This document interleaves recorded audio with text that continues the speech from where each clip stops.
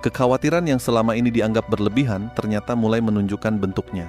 Harga kebutuhan pokok bergerak pelan, biaya hidup naik sedikit demi sedikit, ongkos distribusi masih dibayangi berbagai tantangan, cuaca yang tidak menentu memengaruhi hasil panen, sementara kondisi ekonomi global juga belum benar-benar stabil. Apa lo udah merasa uang 100.000 hari ini rasanya tidak seberdaya bulan lalu?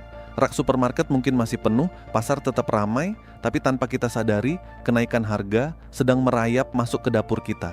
Sebelum semuanya terlambat dan harga melonjak di luar kendali, ada 7 barang krusial yang harus lo amankan sekarang juga. Bukan untuk menimbun, tapi untuk bertahan.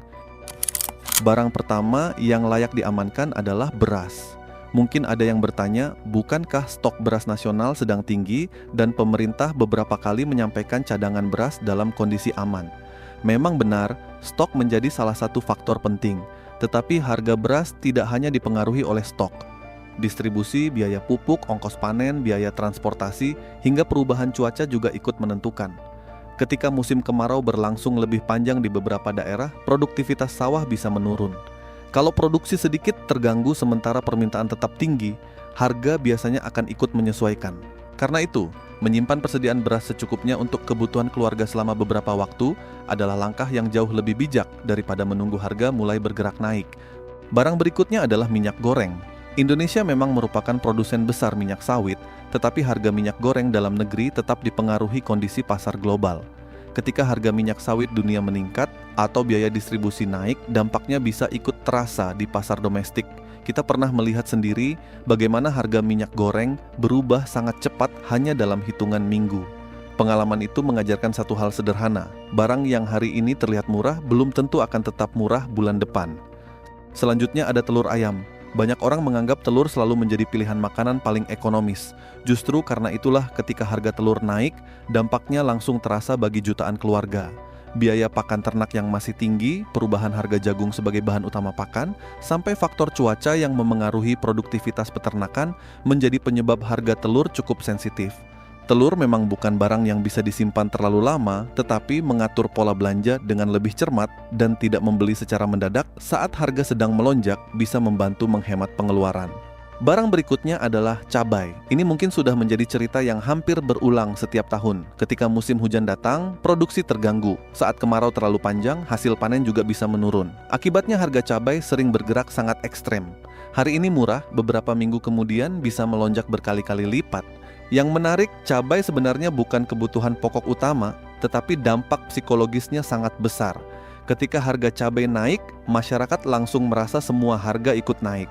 Karena itu, mulai menanam cabai sendiri dalam pot kecil di rumah bukan lagi sekadar hobi. Di tengah ketidakpastian cuaca, langkah sederhana seperti itu justru bisa menjadi bentuk kemandirian pangan dalam skala keluarga. Kemudian ada gula pasir. Selama ini banyak orang menganggap gula selalu tersedia karena mudah ditemukan di mana-mana. Padahal produksi gula dalam negeri masih menghadapi berbagai tantangan, sehingga sebagian kebutuhan tetap dipenuhi melalui mekanisme impor. Ketika harga gula internasional meningkat atau nilai tukar rupiah melemah terhadap dolar, biaya pengadaan juga ikut naik. Kondisi seperti ini seringkali tidak langsung terasa dalam sehari atau 2 hari, tetapi perlahan masuk ke harga jual di tingkat konsumen. Lagi-lagi, bukan berarti kita harus membeli dalam jumlah berlebihan, melainkan belajar memahami bahwa ketahanan rumah tangga dimulai dari perencanaan sederhana. Barang keenam adalah gas LPG. Hampir seluruh aktivitas memasak masyarakat bergantung pada gas. Ketika distribusi terganggu atau biaya energi meningkat, dampaknya langsung dirasakan oleh rumah tangga. Kita sudah beberapa kali melihat antrean panjang hanya karena distribusi tersendat di beberapa daerah. Masalahnya bukan selalu karena stok habis, tetapi distribusi yang tidak berjalan secepat permintaan.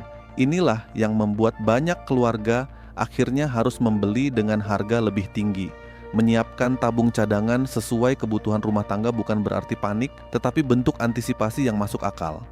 Barang terakhir justru sering dilupakan, yaitu kebutuhan kebersihan dan kesehatan rumah tangga seperti sabun, pasta gigi, deterjen, tisu, dan obat-obatan dasar. Barang-barang ini memang tidak selalu menjadi sorotan ketika orang berbicara soal inflasi, tetapi hampir semuanya diproduksi menggunakan bahan baku yang sebagian berasal dari impor atau dipengaruhi biaya energi dan logistik. Kalau biaya produksi naik, harga produk sehari-hari ini juga perlahan ikut menyesuaikan. Karena dipakai setiap hari, kenaikan kecil sekalipun pada akhirnya bisa cukup terasa dalam total pengeluaran bulanan. Kalau diperhatikan, sebenarnya inti dari semua pembahasan ini bukan sekadar tentang 7 barang tadi. Yang lebih penting adalah cara berpikir kita sebagai konsumen. Selama bertahun-tahun masyarakat dibiasakan hidup reaktif. Harga naik baru protes, barang mulai langka baru mencari, pengeluaran membengkak baru menyusun anggaran. Padahal orang yang kondisi keuangannya lebih stabil biasanya memiliki satu kebiasaan sederhana, yaitu selalu berpikir beberapa langkah lebih dulu. Mereka memahami bahwa ekonomi bukan hanya soal berapa besar penghasilan, tetapi juga bagaimana cara mengelola pengeluaran sebelum tekanan datang. Disinilah kita perlu sedikit lebih skeptis. Jangan langsung percaya bahwa semuanya pasti akan baik-baik saja, hanya karena hari ini keadaan masih terlihat normal. Namun jangan juga percaya pada narasi bahwa besok dunia akan runtuh, dua-duanya sama-sama berlebihan. Yang paling masuk akal adalah membaca data, mengikuti perkembangan, lalu mengambil keputusan yang tenang berdasarkan fakta. Kita juga perlu menyadari bahwa perubahan ekonomi bukan sesuatu yang bisa dikendalikan oleh satu orang. Kita tidak bisa menentukan cuaca, tidak bisa mengatur nilai tukar mata uang, tidak bisa mengendalikan harga komoditas dunia, tetapi kita masih bisa mengendalikan cara kita mempersiapkan diri.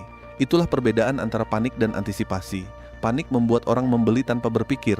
Antisipasi membuat orang merencanakan dengan kepala dingin. Dua tindakan itu terlihat mirip, tetapi hasil akhirnya sangat berbeda.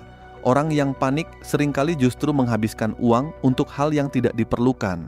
Sebaliknya, orang yang bersiap biasanya hanya membeli sesuai kebutuhan, memanfaatkan harga saat masih stabil, lalu melanjutkan hidup dengan lebih tenang ketika banyak orang mulai kebingungan. Pada akhirnya, kekhawatiran memang tidak selalu menjadi kenyataan, tetapi mengabaikan semua tanda juga bukan keputusan yang bijak. Sejarah ekonomi berkali-kali mengajarkan bahwa perubahan besar hampir selalu diawali oleh sinyal-sinyal kecil yang sering diremehkan. Jadi, kalau hari ini masih ada kesempatan untuk mengatur pengeluaran, melengkapi kebutuhan rumah secukupnya, dan mulai hidup lebih hemat, mungkin inilah waktu yang paling tepat untuk melakukannya. Kita tidak sedang melawan masa depan, kita hanya sedang mempersiapkan diri agar apapun yang terjadi nanti tidak membuat kita kehilangan arah.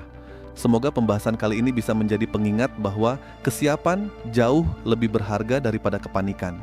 Kalau menurut kalian informasi ini bermanfaat, jangan ragu untuk membagikannya kepada keluarga atau teman supaya semakin banyak orang yang bisa bersiap dengan cara yang lebih bijak.